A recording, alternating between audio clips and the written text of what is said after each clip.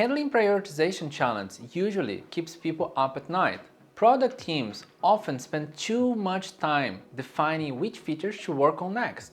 Yet, that's part of the job, and you got to deal with it and find ways of creating value instead of waste. The trap relies on how you approach this situation. As Jeff Patton once said, there's always more to build than we have time or resource to build. Always. So how do we solve this dilemma? Why not boosting velocity to create more output? That sounds like a perfect choice, right? More speed, more features, happy stakeholders. Well, if you want to burn more money and get mediocre results, go for it. How do they say? 9 women cannot make a baby in 1 month. Let's deep dive in this session today why more features can damage your product instead of creating value. And we will also share our 5 golden rules to ensure your product remains uncluttered and delightful.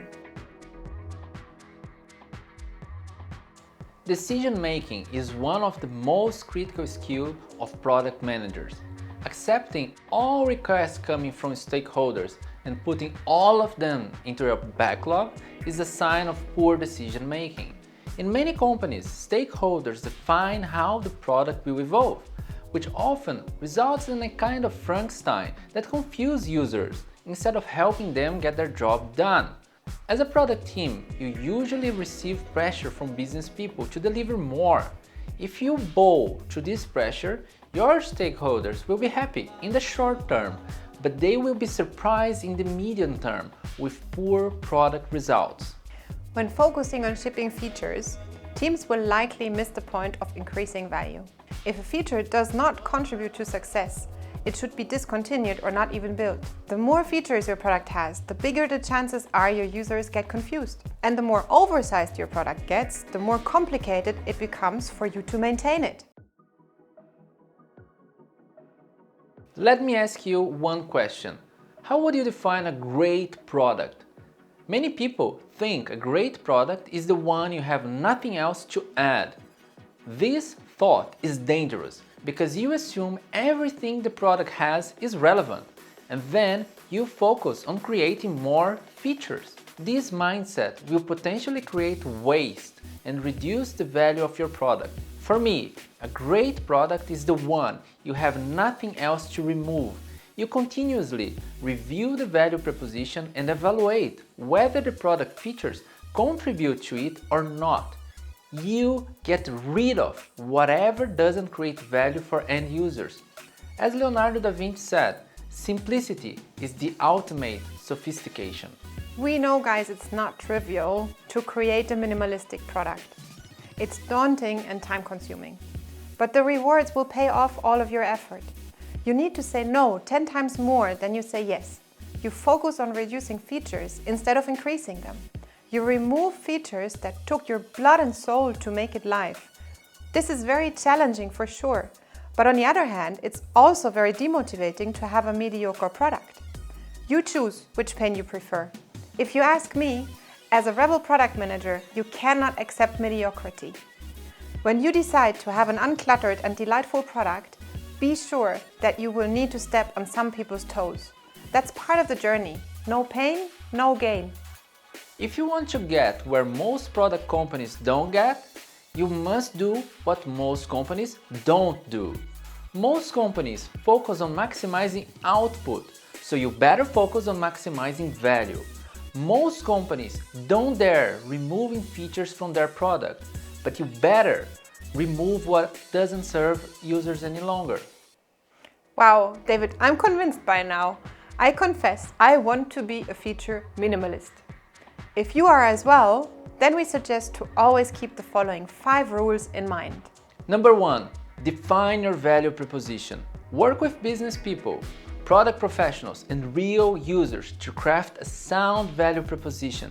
This is key to empowering you to make meaningful decisions. Number 2, focus on it. Don't let pressure drive your decisions. Only let features related to your value proposition go to your product backlog. Number 3, all features need a clear outcome. Start with the end in mind. You're not ready to work on a feature until you understand the problem you want to solve and the value you want to generate with it. Number 4, define a routine to review your product features. Ensure you frequently check your available features. As time passes, some features become irrelevant and may get in the way of creating additional value. You need to measure results and learn from end users as often as possible. And lastly, remove the clutter. Be brave to discontinue features you realized that don't serve end users as you imagine. The fewer distractions your product has, the more engaged users will be. The routine we suggest is unnatural to most companies, and we know that. Yet, following the masses is generally a bad choice. If you want to stand out, we strongly recommend cultivating a feature minimalist mindset. More features equals more problems, equals less time to create value. If you're still not sold that great products have nothing else to remove, let's pick Google as an example. When you open google.com, what do you see? Take a minute to reflect. Do you think Google lacks ideas to create new features for its search? Or have they nailed what users need and removed all distractions?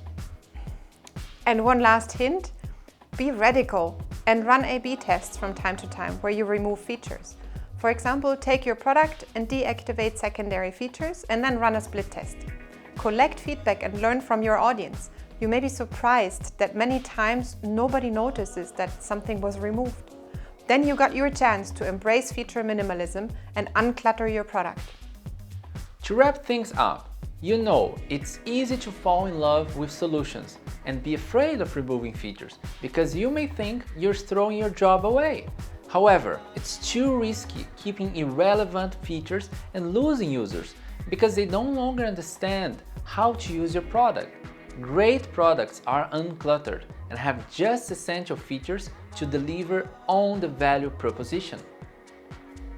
And that was it for today, guys. Give us a thumbs up if you liked it. Get in touch if you want to exchange, and of course subscribe to our channel to not miss our next episode. Thanks a lot for watching today, and see you next time. Thank you.